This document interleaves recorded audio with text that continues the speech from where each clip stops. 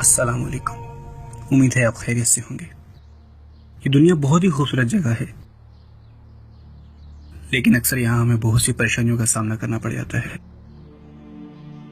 लोग उन परेशानियों से छुटकारा हासिल करने के लिए मुख्तलिफ रास्ते अपनाते हैं, जो अक्सर उन्हें गुमराही की तरफ ले जाते हैं।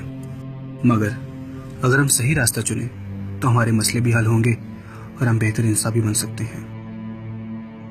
यही बात मैंने शॉन को समझाने की कोशिश की जब मैंने उसे रोज की तरह सिगरेट पीते देखा।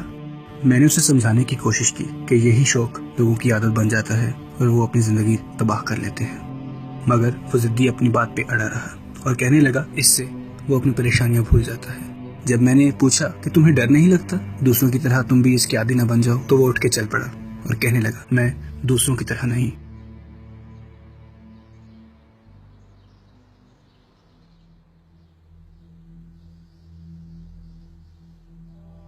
अगर आप मुझसे ये सब होने से पहले पूछते कि क्या मैं वो जहर चखना चाहूंगा तो मैं आपको बेवकूफ समझता। लेकिन अचानक मेरा जहन मुझे कई रास्ते दिखाने लगा, तसल्ली देने लगा कि एक दफा से कुछ नहीं होता, और वैसे भी किसी को क्या पता चलेगा। जब मैं घर जा रहा था तो मैंने सोचा कि मैंने क्यों इस जहरीले नशे को उठा के अपनी जेब में रख लिया। मैं अपने आप को कमजोर महसूस कर रहा था और ख्वाहिश नफ्स के जाल में पूरी तरह फंस चुका था। गुनाह की लज्जत मेरे जहन में परवान चढ़ चुकी थी।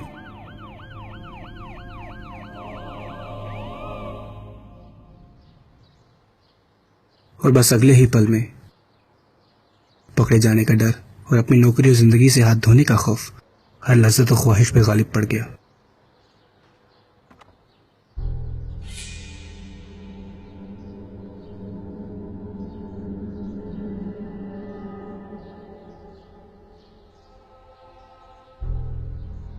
मुझे अपनी बेवकूफी का एहसास हुआ।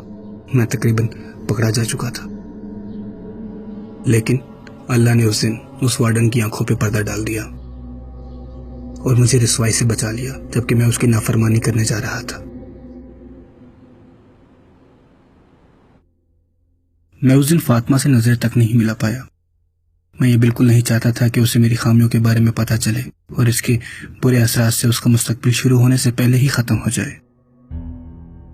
मगर वो अपनी मासूमियत में उस जहर से खेलने लगी जो मैं बड़ी बेशर्मी से घर ले आया था। उसकी मासूमियत मुझे याद दिलाती रही कि मेरे किरदार का असर सिर्फ मुझ पर ही नहीं बल्कि उन लोगों पर भी पड़ेगा जो मेरे लिए सबसे ज्यादा अजीज हैं।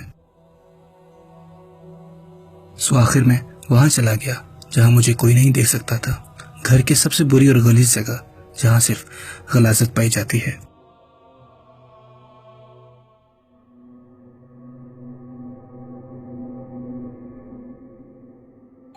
और अल्लाह ने एक दफा फिर मुझे गुनाह करने से रोक दिया। इस बार ये मेरा पड़ोसी जॉन था, जो शायद मुझे मेरा टूल बॉक्स लौटाने आया था, लेकिन वो मुझ पर एक बहुत बड़ा एहसान कर गया।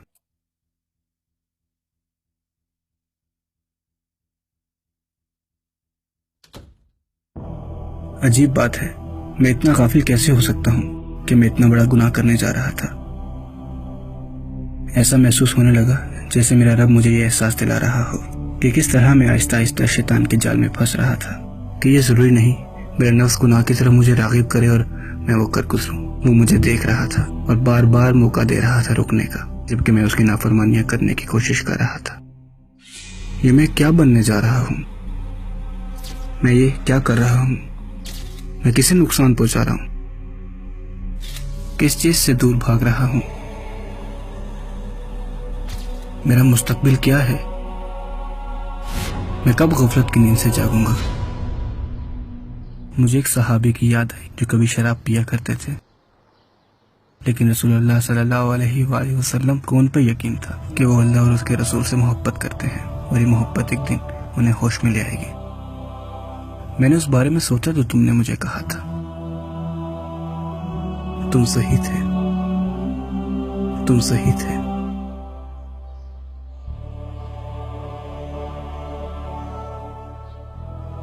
मैं दूसरों की तरह नहीं। तो यहाँ पे देखा कि किस तरह ज़िया शैतान के फरेब में तकरीबन फंस चुका था। शैतान आपके सामने गुनाह को किस तरह पेश करता है कि आपको लगता है कि आपकी परेशानियों का वाहिद हल है, लेकिन दर हकीकत वो कुछ ही देर का मजा होता है پھر وہ ہماری زندگی بھر کا سب سے بڑا مسئلہ بن جاتا ہے۔ ہماری زندگی کا مقصد یہی ہے کہ ہم اللہ کی نافرمانی سے بچ جائیں، ان گناہوں سے بچ جائیں جو ہمیں خوشنما نظر آتے ہیں، لیکن وہی ہماری زندگی اور آخرت کی تباہی کا سبب بنتے ہیں۔ اور جب ہم نشہ ور چیزوں کی بات کریں تو آپ نے کتنے لوگوں کو دیکھا ہے کہ ان کی زندگی نشہ کرنے سے بہتر ہو گئی۔ لوگ ایک ڈرگ سے شروع کرتے ہیں اور پھر دوسری اور پھر لینا شروع کر دیتے ہیں، کیونکہ ایک ڈرگ سے وہ مطمئن محسوس نہیں کرتے اور وہ کچھ حاصل نہیں کرتے سوائے دنیا اور آخرت کھونے سے۔ آخر میں اگر آپ غور کریں تو زیارہ اس بات پر بہت شرمندہ ہوا کہ اسے اس بات کی زیادہ فکر تھی کہ لوگ اسے گناہ کرتے نہ دیکھ لیں، جبکہ اس کا رب اسے ہر وقت دیکھ رہا تھا۔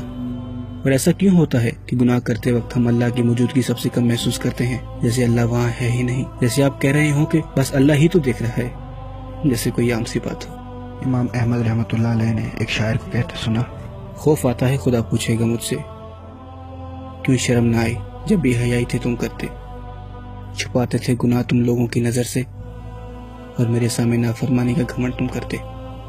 تو ہمیں چاہیے کہ خود کو ہم ایسے معیار پہ لے آئیں جہاں ہمیں اللہ کے سامنے وہی شرمندگی محسوس ہو، چاہے ہم تنہائی میں ہوں یا لوگوں کے درمیان، جب ہمیں مخلوق کی نظر سے کئی زیادہ خالق کی نظر کی قدر ہو۔